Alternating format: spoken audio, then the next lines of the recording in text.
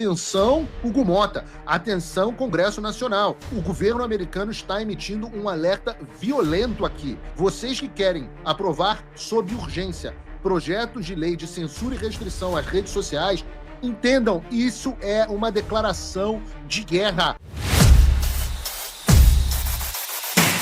E nesse sentido, eu quero trazer ao programa uma notícia muito importante de dentro do governo Trump.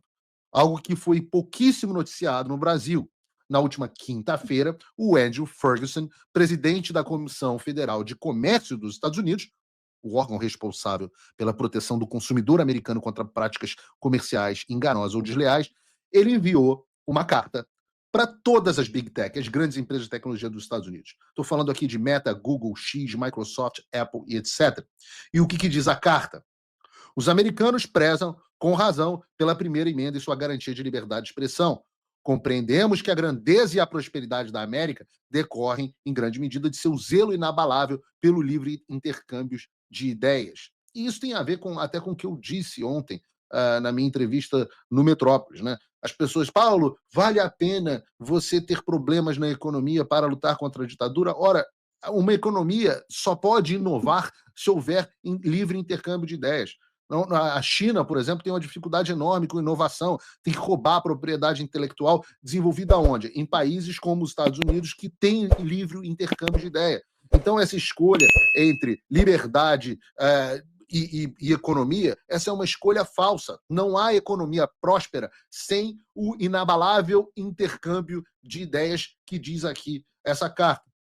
Que continua. Sabemos, assim como sabia Benjamin Franklin, aos 16 anos, quando escreveu no The England Current sobre a persona de uma viúva de meia-idade chamada Silence Dogwood, que, abre aspas, sem liberdade de pensamento não pode haver sabedoria e não pode haver liberdade pública sem liberdade de expressão. Continua a carta. No século XXI, as praças públicas nas quais os cidadãos se reúnem para trocar ideias e engajar-se em debates vivos passaram a incluir também as plataformas online. E porque tais plataformas se tornaram tão cruciais para o discurso público, a censura generalizada na internet nos últimos anos tem indignado o povo americano.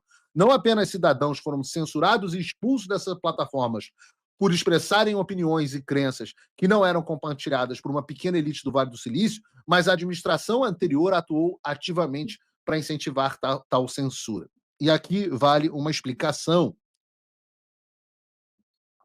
Enquanto no Brasil o grande promotor da censura era o TSE, a ponto das empresas de tecnologia se chocarem, boa parte da censura ocorreu por conta e vontade das próprias empresas de tecnologia. Nos Estados Unidos, em vez de ordens do Alexandre de Moraes, você tinha pressão de bastidores da administração Trump. Mas é o mesmo fenômeno global.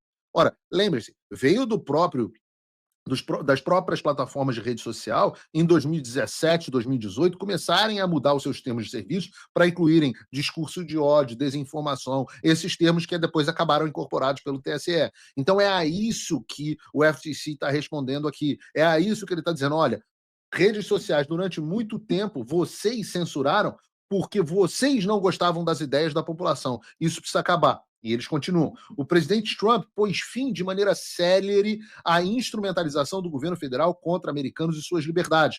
Mas governos estrangeiros, prestem atenção nessa parte, porque vocês acham que eu estou falando de uma pauta americana, mas tcharam, na verdade eu não estou falando de uma pauta brasileira, porque vejam este trecho. E eu acho admirável que isso tenha sido tão pouco explorado no Brasil. Vejam, mas governos estrangeiros representam ameaças emergentes e contínuas ao livre intercâmbio de ideias. Empresas podem estar censurando cidadãos americanos em resposta às leis, exigências ou expectativas de exigências de potências estrangeiras. O que estão dizendo aqui?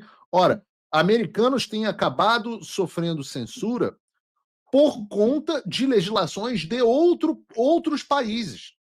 Além disso, as políticas anti-encriptação de governo estrangeiro podem estar levando as empresas a enfraquecer medidas de segurança de dados e outros mecanismos tecnológicos destinados a garantir aos americanos o direito de comunicação anônima e privada. Especificamente, Têm ocorrido inúmeras tentativas recentes de governos estrangeiros de pressionar a sua empresa a censurar conteúdos ou a degradar a segurança de seus usuários de seus serviços.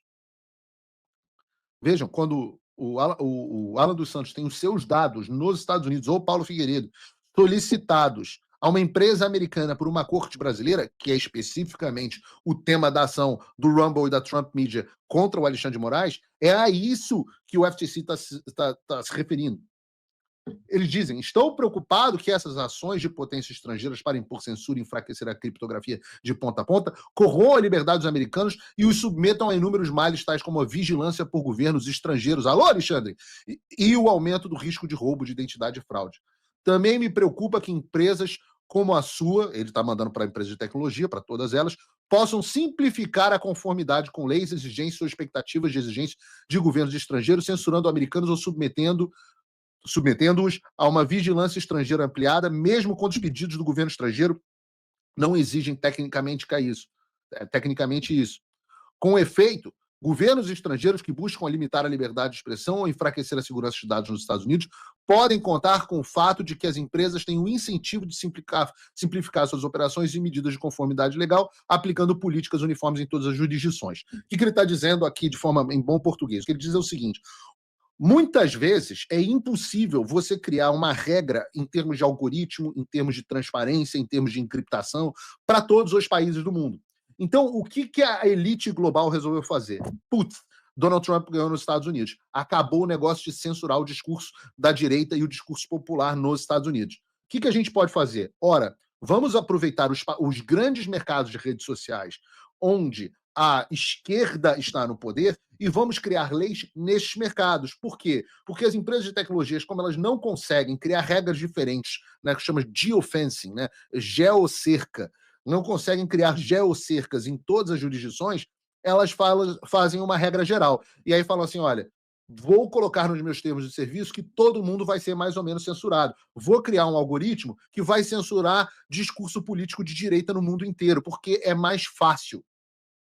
E é isso que eles estão dizendo aqui, que com isso você acaba tendo cidadãos americanos atingidos não só em países e ditaduras como o Brasil, ou a Europa, como que está caminhando nessa direção também, e você acaba tendo americanos atingidos, como foi o meu caso, como o caso Constantino e outros, mas você também tem o efeito dessas empresas acabarem criando empecilhos dentro dos Estados Unidos para atender essas demandas.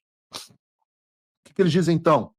Censurar americanos para cumprir leis, exigências ou expectativas de exigência de uma potência estrangeira também pode violar a seção 5. Os consumidores americanos não esperam, de forma razoável, ser censurados para apaziguar um poder estrangeiro e podem ser induzidos em erro por tais ações. Da mesma forma que ocorre com medidas de segurança enfraquecidas, os consumidores podem ser ainda enganados caso as empresas não informem de maneira clara e proeminente que determinadas políticas de censura foram adotadas em razão das ações de um governo estrangeiro, já que os consumidores podem não desejar utilizar um serviço que os expõe a censuras de potências estrangeiras.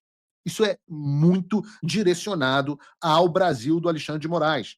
É uma surpresa enorme, quase que uma surpresa enorme, que a imprensa brasileira não tenha relatado isso com o nível de profundidade que precisa ter. Atenção, Hugo Mota, atenção, Congresso Nacional. O governo americano está emitindo um alerta violento aqui. Vocês que querem aprovar sob urgência projetos de lei de censura e restrição às redes sociais, entendam, isso é uma declaração de guerra comercial aos Estados Unidos. Continua a carta. Além disso, pode constituir uma prática desleal de submeter os consumidores americanos à censura de um poder estrangeiro mediante a aplicação de requisitos legais, exigência ou expectativas de exigência de uma jurisdição estrangeira a consumidores que se encontram fora dessa jurisdição. Tudo que descreveu Andrew Ferguson é aplicado diretamente ao Brasil.